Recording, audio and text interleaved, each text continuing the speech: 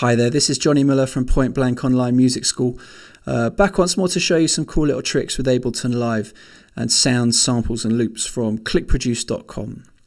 Today I've got this Loopmaster's Swedish House sound library, and I'm putting together a little tutorial here that I wanted to focus in on delays and show you a couple of little tricks with the delay device and how you can use delays creatively in your tracks. And yeah, this Swedish House library is perfect for this. And let's have a quick look at what's in here. As ever with Loopmasters, very well recorded and delivered sounds.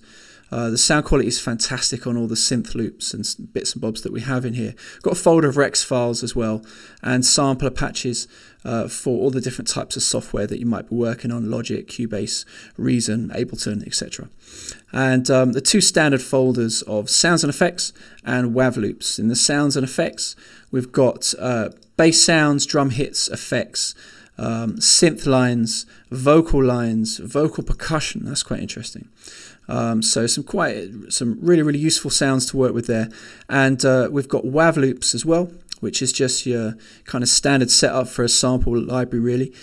Bass, drums, leads, synth, chords, and vocal loops. So if you like that Swedish House Mafia sound, this is the pack to get. Like I say, the quality is superb. And if you're looking for a kind of like a quite high energy club sound, this is the one to go for. Now I've put a little sketch together here just using a beat. And I went for this beat because the clap is quite subtle on the 2 and 4 of the bar.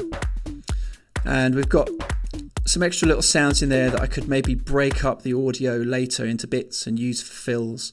I think there's quite a lot I could do to customize this loop. Now what I wanted to do to it was add to it a snare sound.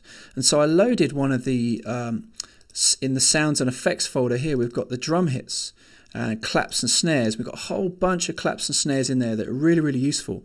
And I've loaded one of those samples just into a simpler device. And let's play that alongside the main beat.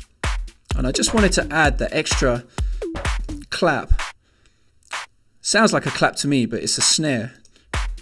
Just wanted to bring that in. I'm going to put some delays on that and show you a couple of tricks, how to kind of work that snare into the beat a little bit better. I also loaded up a little audio loop here of just one of the synth lines that come in this pack.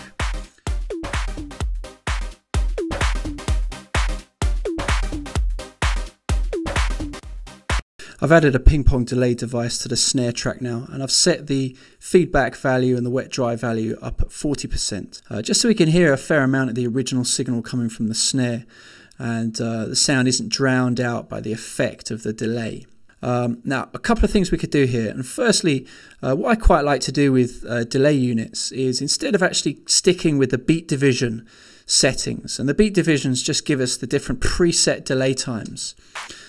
So at the moment, if I hit play, we're on a beat division of 3.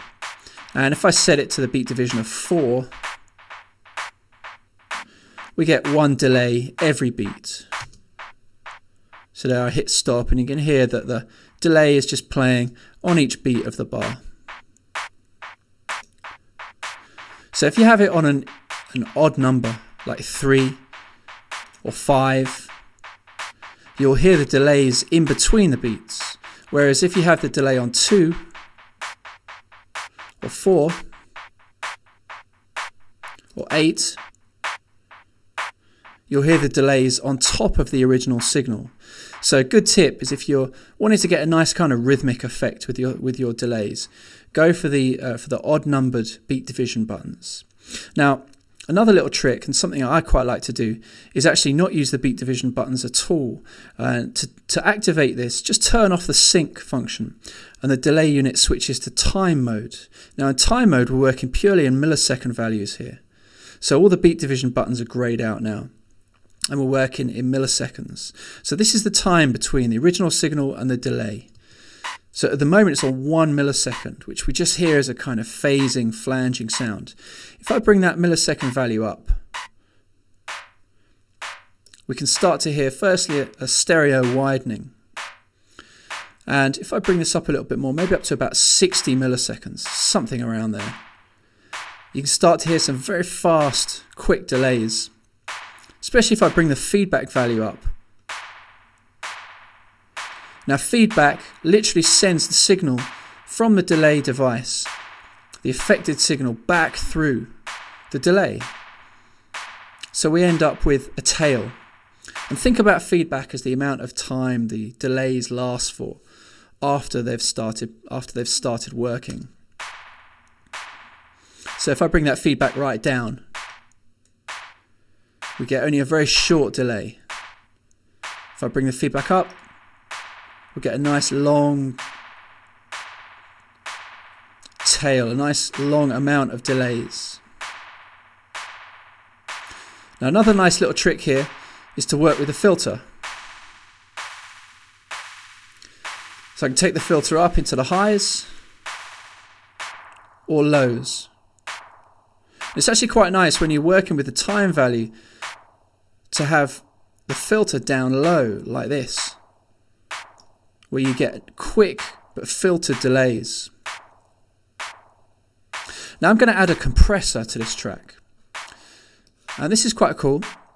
What I'm going to do here is use the compressor to compress the overall signal, and that is going to turn down the loud parts of the clap and the delay, and it's going to turn up the quieter parts. Now what I'm hoping here will happen here is that the compressor will in some way amplify the sound of my fast delays. So if I bring the threshold down,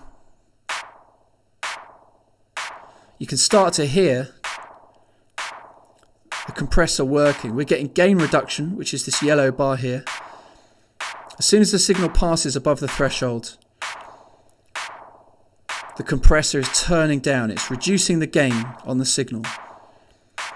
All the while, this value here, makeup, and this output volume is turning up the affected signal. So what we get is the loud signals being turned down and the quiet signals being turned up. And that's what compressors do.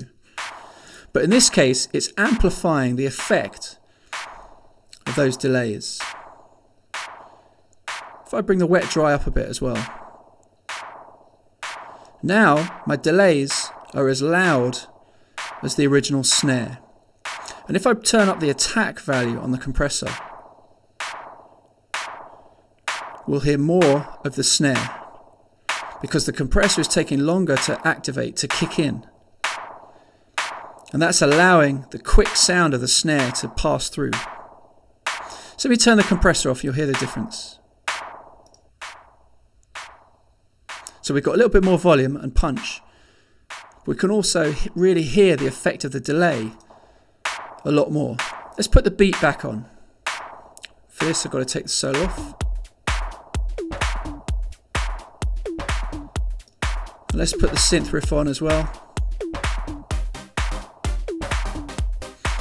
So I've just got that nice kind of, almost like a washing kind of delay on that snare.